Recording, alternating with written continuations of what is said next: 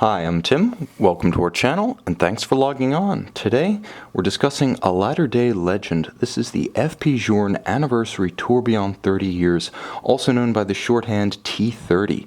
You can see and you can purchase this remarkable rose gold and sterling silver anniversary timepiece, one of 99 made, on our website. Subscribe to our YouTube channel if you enjoy these videos, and please click on the card in the upper right-hand corner of the screen, yep, that card up there, to see our full sales listing for this watch with accessories included, high-resolution images for your desktop, and naturally complete pricing details for this extraordinary milestone timepiece. Now, it's interesting that I actually have a little bit of a history with this watch, although it only occurred to me in retrospect. I was at the New York City November 2013 f.p.journe boutique rollout of this watch. Now, a good time was had by all, but it was easy to get lost in the fun and the excitement and perhaps a little bit of the starstruck grandeur of the moment. In fact, it was all about the debut of this watch in New York City. Now, on my wrist, 6 1/3 inches, 16 centimeters in circumference, it starts to bring back great memories of that occasion. The watch is modern in its size. It's not undersized, it's not oversized. It's 40.5 millimeters across the round of the case, not inclusive of the crown. Appropriate for a watch inspired by a pocket watch. It's a bit larger than a traditional dress piece, but it's nice and slim, only 11 millimeters thick. You'll also note the nicely domed style bezel that allows a dress cuff to slide up and over it to effectively ramp. And it is compact from lug to lug, and those are sterling silver 925 lugs that you see. The watch across the wrist measures 48.5 millimeters, so even if your wrist is small, this pocket watch for the wrist will work well on wrists as small as perhaps 14.5 centimeters in circumference.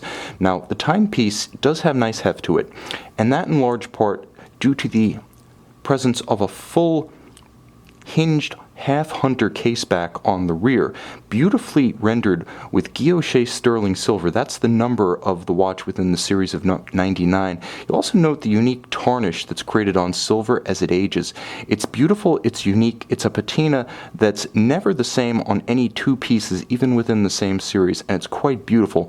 You can see the 925 hallmark on the lug just beneath the case back right here, and you'll note that the sides of the watch are also cut by guilloche on a rose lathe. Guilloche is something we've come to expect in the catalogs of high-end watch manufacturers with respect to dial treatments, but it's always a pleasure to see it applied to external case metal. It adds the tactile feel to the spectacular sight, another element of sensory experience that I appreciate.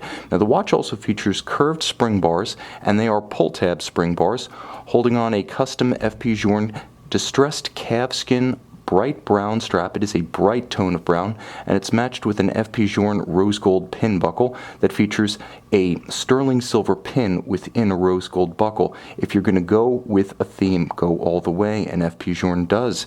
Now, you'll note that the dial of the watch is reminiscent of his very first pocket watch, which impressively was a detent escapement tourbillon completed in 1983. Now, of course, the watch has different proportions and details, but the essential layout of the dial, as well as the frame of the bezel, is almost a line-for-line takeoff of the original. Now, the watch actually features an etched dial, so it's silver-grained, but it's etched, and then the wells for the stylized Roman numerals of the primary dial are actually filled with lacquer to create the impression that you see here.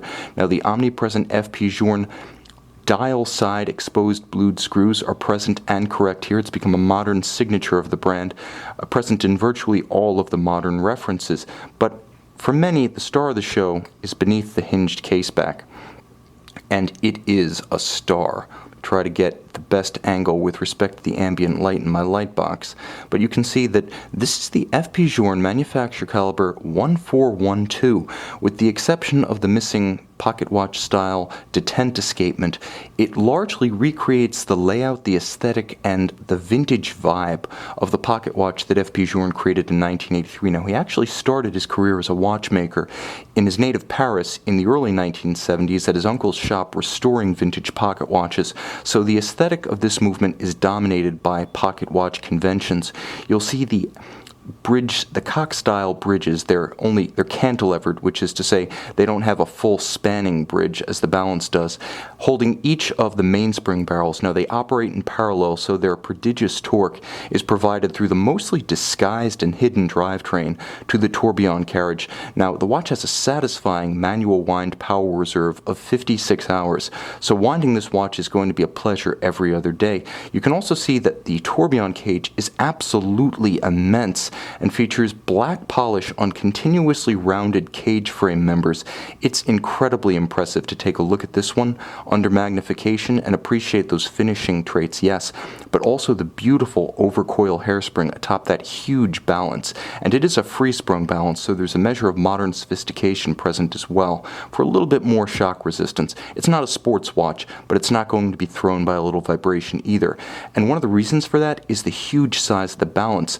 It has an incredible inertia of 11 milligrams per centimeters squared. Now that compares to about 10.1 milligrams per centimeter squared of inertia on the conventional Journe balances. So this one is both bigger and bolder and functionally a little bit more resilient pocket watch style. You'll also note some of the largest blued screws in the world. These are truly pocket watch scale screws, and I've never seen their like in this size in any luxury watch from any brand at any price. All of the bridges in vintage style are a gilded and grained brass. So while f.p.journe has made 18-karat rose gold movements a modern tradition, ducking back into an earlier era of his watchmaking career, he celebrated traditional brass, and this is cut accordingly and colored accordingly, which provides another element of chromatic contrast between the silver, the rose gold, the blued screws, the black polish atop the bridges for the individual barrels.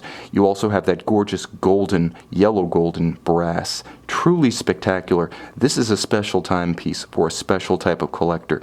Even if you don't have any particular affinity for f.p.journe's story or his manufacturer, if his other watches frankly aren't to your liking, this one is simply spectacular and unique. It's a standalone that needs no other glorification by association with anything else f.p.journe has made. You can be a one-watch collector on the basis of this extraordinary timepiece, and with details as spectacular as individual heat-blued steel brigade hands, this really is the complete package, and short of some sort of sports requirement, this could be your only watch, and it could be your only watch on our website. See it and buy it by clicking in the card on the upper right-hand corner.